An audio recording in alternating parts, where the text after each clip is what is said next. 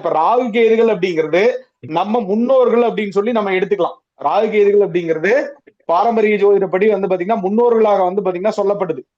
ராகு கேதுகள் அப்படிங்கிறது நம்ம முன்னோர்கள், மூத்த தலைமுறையினர், நம்மளுக்கு முன்னாடி வாழ்ந்தவங்க, மூதாதையர்கள் அப்படின்னு சொல்லி பேரு. அவங்க வந்து பாத்தீங்கன்னா அவங்களுக்கு ஏதாவது உருவம் இருக்கா? உருவம் இல்ல, அவங்க சூட்சுமமா இருக்காங்க அப்படிங்கறதா தத்துவம். இருக்கா? இருக்கு சார்.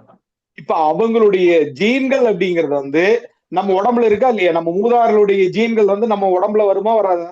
அவங்களுடைய கேரக்டர் எல்லாம் நமக்குள்ள இருக்குமா இருக்காதா? கண்டிப்பா இருக்குமா? இருக்கும் சார். இருக்கும் இல்லையா? இப்ப ஏதாவது மறுக்க முடியுமா? மூதாதையர்களுடைய ஜீன் எனக்கு வந்து இல்ல, நான் வந்து அதை கட் பண்றேன் அப்படின்னு சொல்லி சொல்ல முடியுமா? இல்ல, முடியாது.